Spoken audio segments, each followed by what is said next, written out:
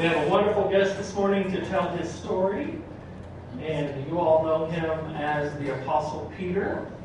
So he's going to tell us about his experiences. Peter. Oh, very good. Clap before he talks. Okay. Well, I know about that apostle business, but yeah, I will admit my name is Peter. My primary name is Simon, and Simon is that's a good Jewish name. Comes from Simeon in the Old Testament, and that's one of the 12 tribes, one of the patriarchs, and I got that name, and I understand my name Simeon or Simon means hearing, and I like to think, I've tried to think through the years that I am a listener. I've tried to listen. I've been following Jesus around, and before I go any further, are you all friends of Jesus here today? Yes. Okay. Is there anyone that's opposed to Jesus? Any enemies of Jesus? Consider him to be a heretic, a rebel, any of that? Okay, I guess I can go on then. My primary given name is Simon. I've tried to be a listener. Not sure I'm so good at that, really. I got another name, though. Another name that you may have heard.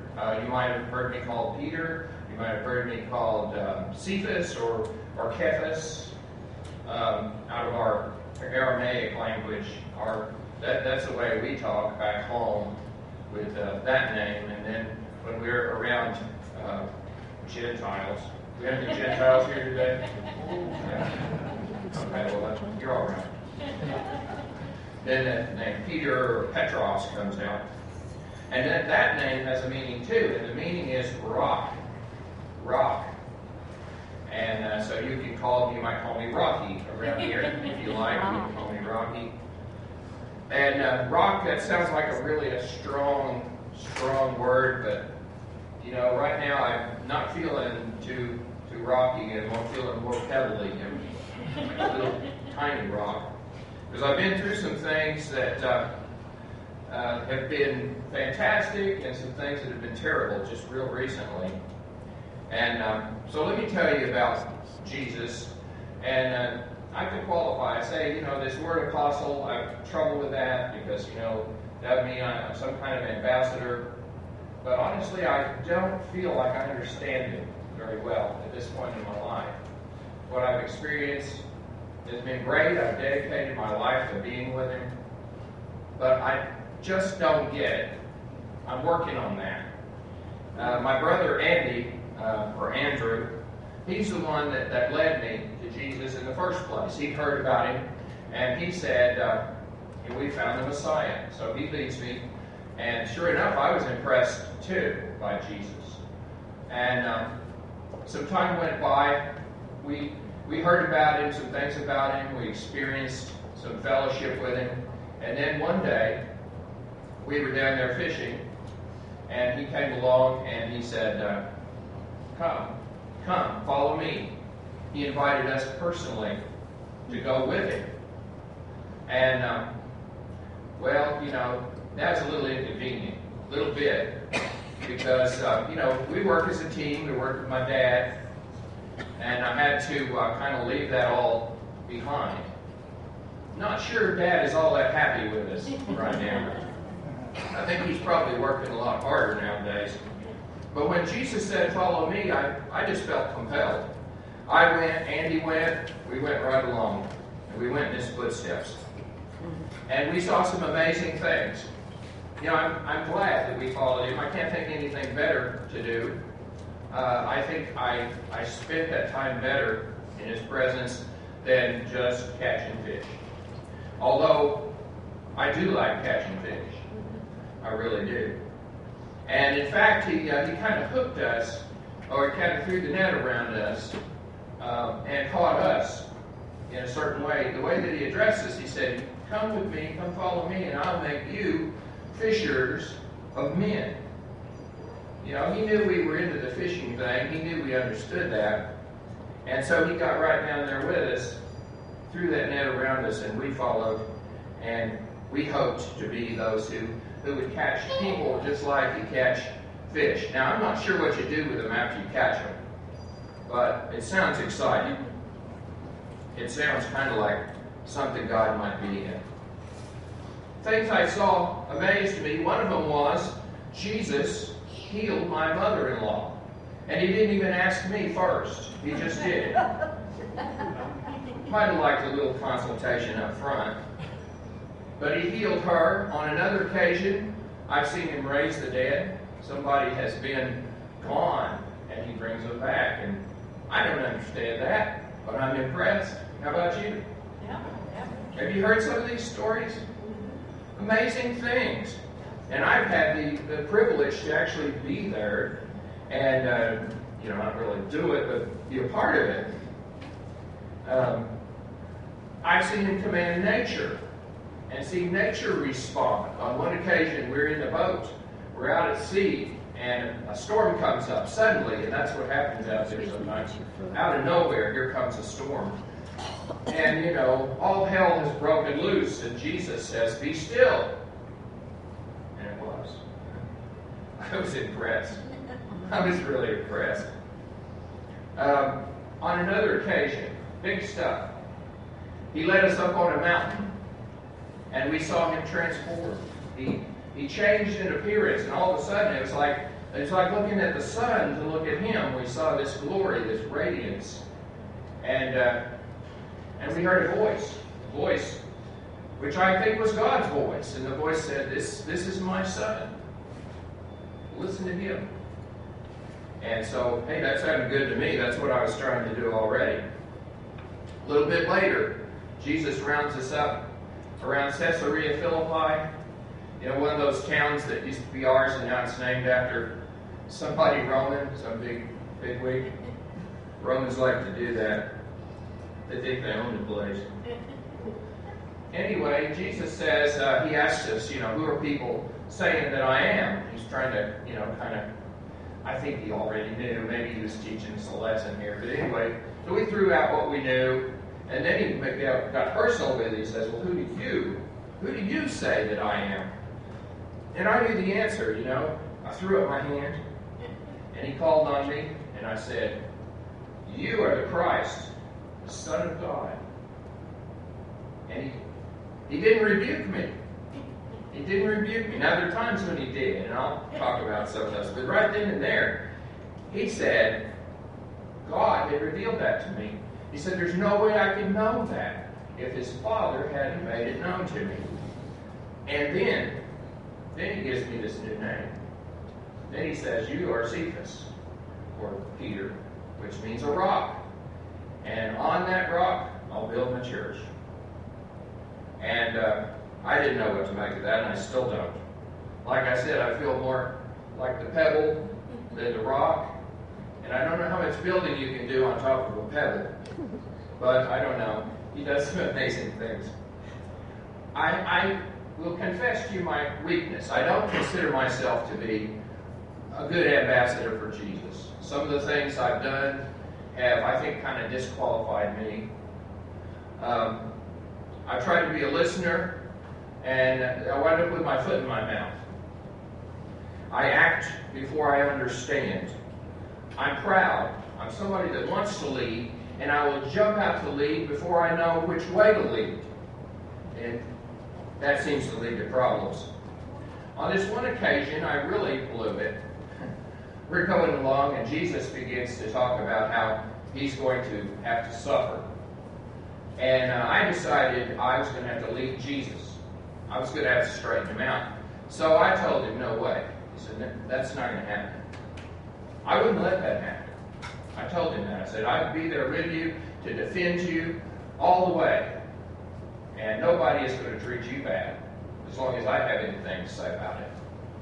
And then he opened his mouth, and I expected him to be really proud of me, but he said, get behind me, Satan. Wow. What words.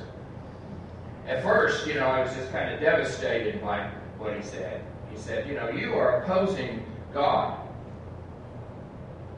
I was opposing God. I'm trying to follow Jesus, and now all of a sudden I'm opposing. Well, wait a minute. Right then I wasn't following Jesus, was I? I was trying to lead Jesus. The more I thought about it, the more it made more sense to me. When he said, "Get behind me, Satan," well, I needed to be behind him. If I'm following him, I need to get behind him instead of in his way. Okay? That's beginning to make more sense all the time. And when he called me Satan, Satan is the one who opposes God. I was an opposer there. I was opposing Jesus. Yeah, okay, it all makes sense. And so I admitted, yeah, he was right. So I tried to get behind him. And, it's just hard to stay back there for some reason. I keep finding my way around in front. On another occasion, Jesus did something really weird. He's our leader.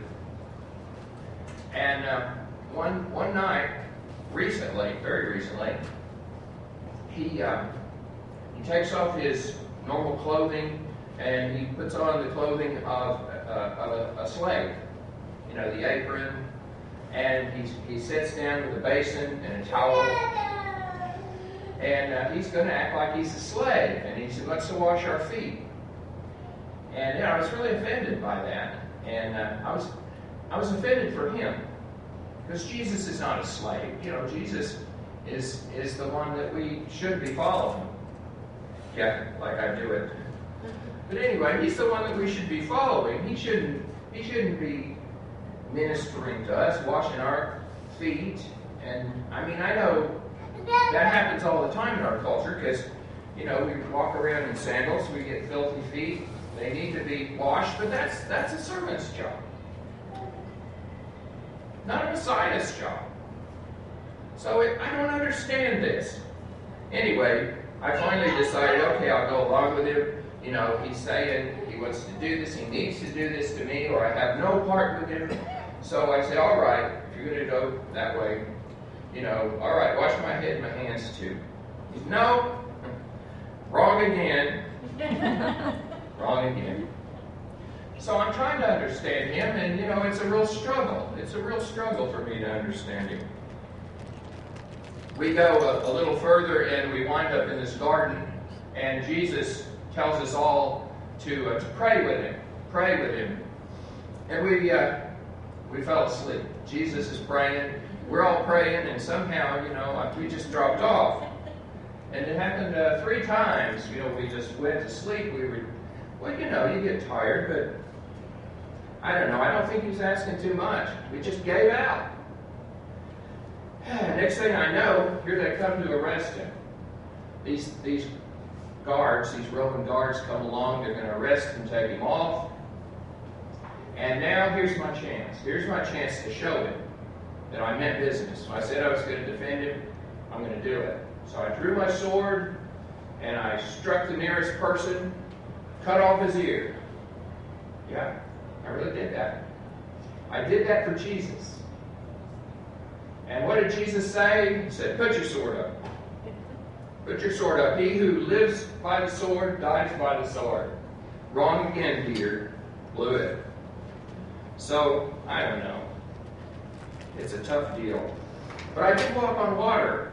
Did you hear about this? Anybody hear about this? That might be the most impressive thing that I've accomplished along the way. Jesus came to us. It was night. We were in a boat on the water, and somebody looks out and they see Jesus coming, and they thought it's a ghost.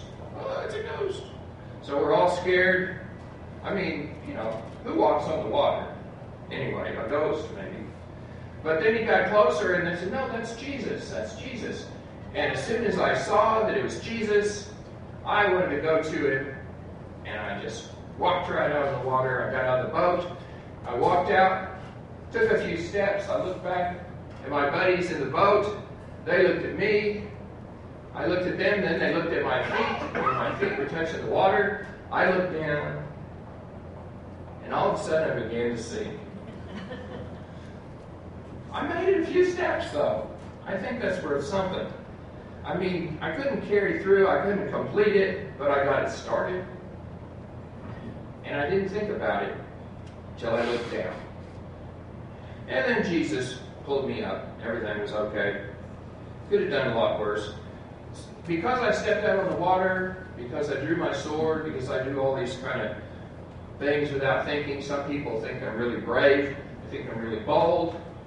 The truth is, I've got plenty of fear within me, plenty of fear. And a lot of times I cover that up by talking loud, by acting too fast, and by pretending I'm right about everything when I really don't know. I really don't know if I'm right or not. I just know we've got to do something. We've got to do something. And that's why I followed Jesus, because I wanted to do something. I wanted to do something good. I remember telling Jesus, Lord, I'll never deny you. I'll stay loyal to you and your cause to the very end. Others may abandon you, but not me. And Jesus said, wrong. He said, you'll deny me 3 times. 3 times. Very soon. And I wish he'd been wrong about that, I mean, I'm a follower of Jesus, but there's some things he said I just wish he were wrong. So, very soon, I was tested in that regard. We had a big party together. It was our last party. And Jesus didn't seem to quite be in the party mood. He seemed really somber. I assured him, once again, I'm going to be there for you. Nothing's going to happen to you. And I felt like the others, they'd stand up for him too. They loved him as much as I do. And I stepped out with a sword to prove that I meant what I said. Next thing I know, Jesus rebukes me. My sword won't cut it with Jesus. And everybody scatters. He's being arrested, and everybody just runs away. And he said that would happen too. But a couple of us, John and I, we followed along after we kind of ran off and hid. We followed at a distance. We wanted to be there for Jesus. But we didn't want to be arrested. We didn't want to get in trouble. But we wanted to be there with him. We wanted to see what's going to happen to him. And then they began to mistreat him. They began to beat him, and all sorts of horrible things are happening to Jesus. And I became, at that point, I think, the most afraid that I've ever been. Afraid for him, afraid for everybody that followed him. I was afraid for myself. And here's the part that I really hate to tell. That some people came along and said, in the mob there, they said, hey, you're one of his buddies, aren't you? And I said no. In fact, I said no so emphatically, I was cursing and swearing.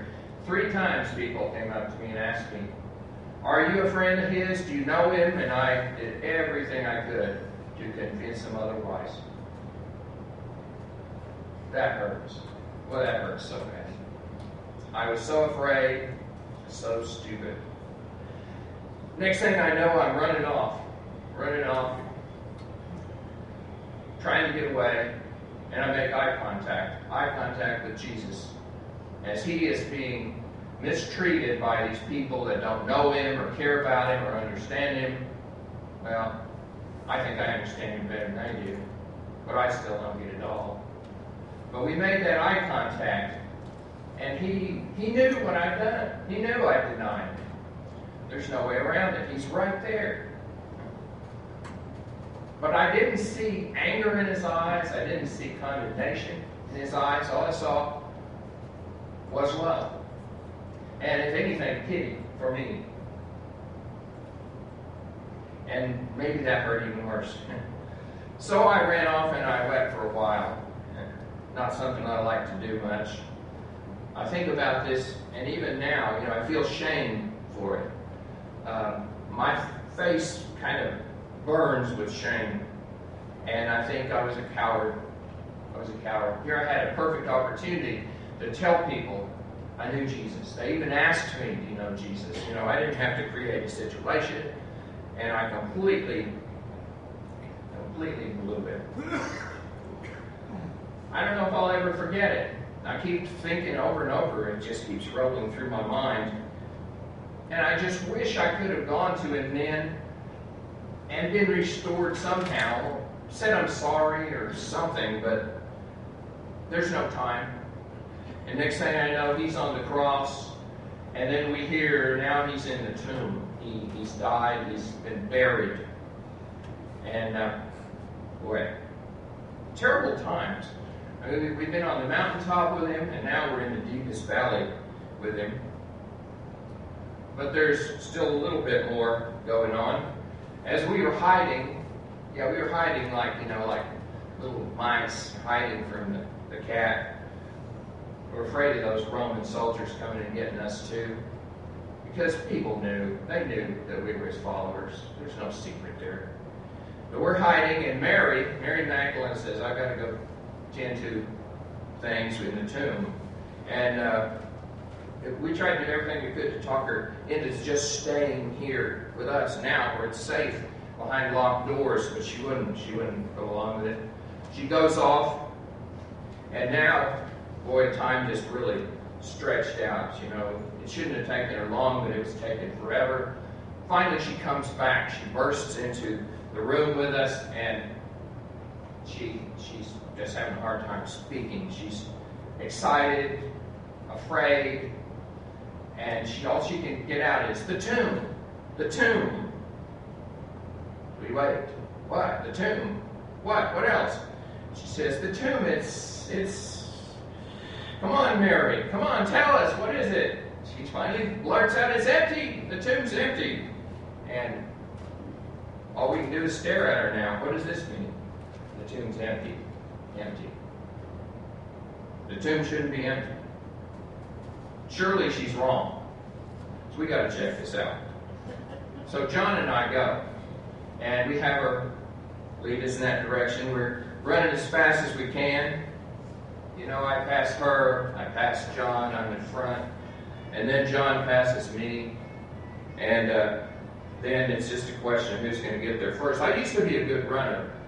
This slow walking down the path, trying to stay behind Jesus, I think it slowed me down. Maybe my grief has slowed me down quite a bit too.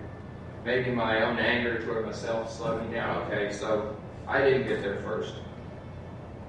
John gets there first. But he doesn't go in. He stands back. Kind of looks in from a distance. And you know me. As soon as I'm there, I'm in. I don't think about it. I don't think about the fact that Jews don't usually go into tombs that have been associated with corpses. What do I know? I'm a fisherman, and I'm the one that always acts before he thinks. But anyway, sure enough, Jesus' body is not in that tomb. All I see there are the burial cloths. Jesus is not there. Now, where is he? I don't know. We didn't understand. We didn't know what to do. And so what did we do? We just went back to the locked room and hid some more. We hid a little bit more. Mary comes back to us eventually with more news. More news. Now, here's the latest news. The latest news is she says, not only is the tomb empty, that's not enough. She says, Jesus appears to me. She said, I saw him. He came up to me and he talked to me. Really? Jesus? Oh, Jesus must be dead. He's not in the tomb. You say he appears to you. And she says, yes, and he gave me a message. He gave me a message for you. A message. And so what did Jesus say? Jesus said, go and tell my brothers that I go to my God and their God. Go tell them. So, okay, a new message from Jesus. He's supposed to not be dead. But I just wonder if she has flipped. I mean, we've been under a lot of strain here. And she loves Jesus so much. She loves him so much. She goes and she finds that tomb empty. Maybe she's imagining things. Stranger things have happened. Well, we've seen plenty of strange things. So, maybe she's just out of touch with the reality. The part of me thinks that, but another part of me really hopes she's right. What if Jesus is alive? What if he's not only out of the tomb, but he's alive? That might be a possibility for me to get right with him. And I really feel like I need that. I'd like to be the ambassador that Jesus called me to be, or apostle. I'd like to be that. But I think I kind of have to be right with him. I think I have to understand him better before I can represent him. I'm more an expert on how to do it wrong. You know, I can tell you everything to do to get Jesus to rebuke you. I can give you the rundown on that. I know it from beginning to end. So I'm kind of an anti-apostle, if anything. But maybe, if Jesus is alive, maybe he's not through with me. Maybe there's more to my story. I mean, if he can raise the dead, and if he can rise from the dead, maybe he can raise me to a higher understanding. Maybe he can make me an apostle. Boy, I hope that's right. Well, be careful. Don't stick your necks out. Let's all hope for Jesus to be risen. That's all I have to say here and now. Now, I understand that we're going to hear some more things about Jesus. There's supposed to be some more reports coming in. And hopefully that will shed a little bit more light on the subject today.